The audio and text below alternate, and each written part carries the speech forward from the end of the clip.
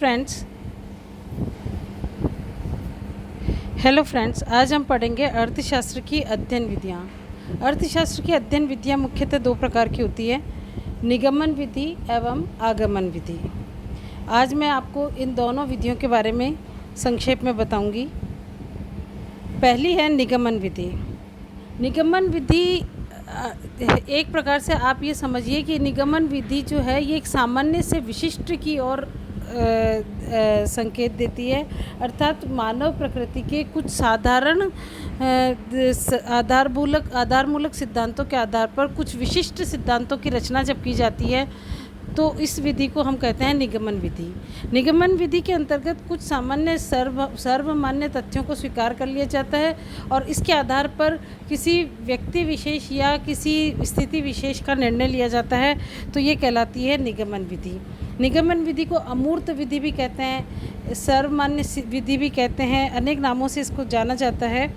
और उदाहरण के लिए जैसे सभी व्यक्ति मर जाते हैं, चूँकि एक्स व्यक्ति जो भी व्यक्ति जन्मता है वो मरता है, ये हमारे पास एक सामान्य तथ्य है और इस तथ्य के आधार पर हम किसी भी एक्स वाई या जेड व्यक्ति के बारे में हम निष्कर्ष दे सकते हैं कि वो व्यक्ति भी मर जाएगा, एक समय के बाद वो भी मर जाएगा। तो ये है हमारी निगमन विधि। दूसरी विधि है हमारी आगमन विधि।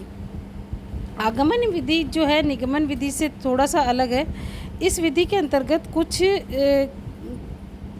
आगमन विधि के अंतर्गत हम विशिष्ट से सामान्य की ओर जाते हैं, अर्थात कुछ निश्चित हम कुछ एक्सपेरिमेंट करते हैं, कुछ डेटा कलेक्ट करते हैं और कुछ डेटा कलेक्ट करके और उस आधार पर हम कुछ निष्कर्ष निकालते हैं और इस विधि को हम आगमन विधि, इसे प्रयोगात्मक विधि भी कहते हैं। इसे विश्लेषण के आधार पर हम निष्कर्ष जब निकाले जाते हैं तो उसको कहते हैं आगमन विधि। उदाहरण के लिए मैं एक बहुत ही साधारण सा एक उदाहरण आपको देकर समझाऊंगी कि एक तो मैं ये कहती हूँ कि जो बच्चे रेगुलर क्लास में आएंगे तो वो हमेशा अच्छे नंबर लेकर आएंगे और इसलिए एक्स व्यक्ति चूँकि वो रेगुलर क्लास में आता है तो वो अच्छे नंबर लाएगा ही। तो ये अगर मैं तथ्य देती हूँ तो ये हुई हमारी निगमन विधि।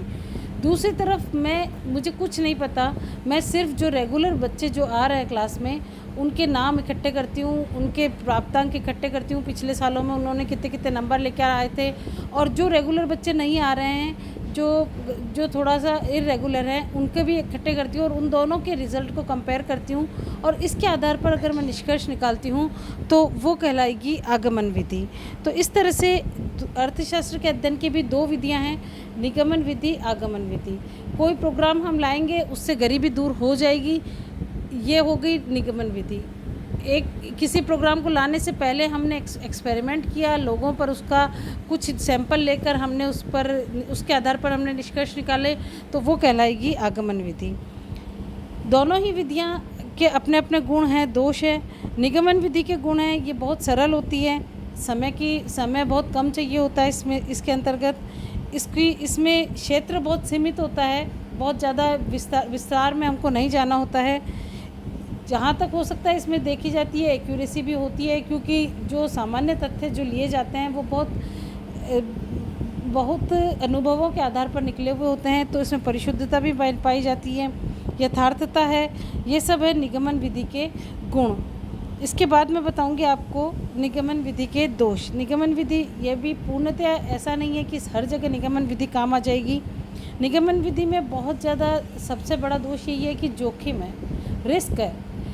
तो रिस्क इस तरह से है कि जैसे एक सामान्य तथ्य मैंने ले लिया कि जो बच्चा रेगुलर क्लास में आएगा वो उसके अच्छे नंबर आएंगे, और चूँकि एक्स बच्चा रेगुलर क्लास में आया और तो ये मान के चलते हैं कि उसके नंबर अच्छे आने चाहिए, लेकिन ऐसा हो सकता है, इसमें रिस्क है इस फैक्टर में कि कई अन्य कारक उसके रिज़ल्ट को इफ़ेक्ट करेंगे। तो ऐसी स्थिति में मैंने निगमन विधि के आधार पर जो मैंने एक निष्कर्ष निकाल कर दिया वो उसमें जोखिम पूरी है, उसमें रिस्क है पूरी कि वो मेरा निर्णय सही है या नहीं है। तो दूसरी तरफ ये निगमन विधि जो है मान्यताओं पर आधारित है।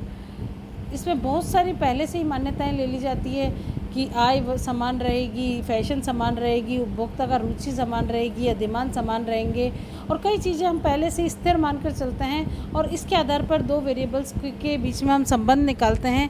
तो इसलिए कई बार इसके रिज़ल्ट सही नहीं आते। और इसके अलावा सरकारी नीतियाँ जो बनती है, गवर्नमेंट पॉलिसीज़, वो निगमन विधि के आधार पर बनाना बहुत मुश्किल है, क्योंकि निगमन विधि के आधार पर बनी हुई गवर्नमेंट पॉलिसीज़ कई बार फेल हो जाती हैं। तो इसलिए निगमन विधि पूर्णतः सही नहीं है।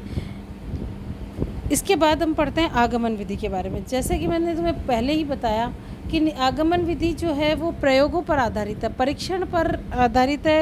ये आगमन विधि भी दो प्रकार की होती है, परीक्षण आधारित और सांख्यिकीय विधियों पर आधारित। परीक्षण आधारित में क्या है कि हम सिर्फ डेटा कलेक्ट करते हैं, ऑब्जर्वेशन करते हैं और ऑब्जर्वेशन के आधार पर निष्कर्ष निकालते हैं, तो वो कहलाती है आगमन विधि परीक्षण आधारित। दूसरी तरफ सांख्यिकीय विधि के अंतर्गत हम डेटा कलेक्ट करते हैं और उन पर विभिन्न तरह की सांख्यिकीय विधियों का प्रयोग किया जाता है, चाहे मीन निकाला जाता है, मीडियन निकाला जाता है, कोरिलेशन निकाला जाता है, विभिन्न दो तथ्यों में संबंध निकाला जाता है, तो ये कहलाती है सांख्यिकीय विधि। तो दो तरह की आगमन विधि होती है। चूँकि आगमन विधि के अंतर्गत हमें प्रयोग तो करना ही है, किसी न किसी आधार पर डेटा कलेक्ट करना ही है। हम अलग, मैंने आज जैसे आपको पूर्व में भी बताया कि मैंने 10 स्टूडेंट ऐसे लिए जो रेगुलर क्लास अटेंड करते थे, और 10 स्टूडेंट ऐसे लिए जो क्लास में बहुत कम आए, बहुत इर्रेगुलर थे, और इन दोनों के रिज़ल्ट को मैंने कंपेयर किया, और उस आधार पर हम अगर निष्कर्ष निकालते हैं कि रेगुलर स्टूडेंट्स का रिज़ल्ट और बेटर रहता है, तो ये कहलाएगी आगमन विधि। आगमन विधि के भी कई गुण हैं। निष्कर्ष जो होते हैं यथार्थ होते हैं, महत्वपूर्ण विषयों पर आधारित होते हैं।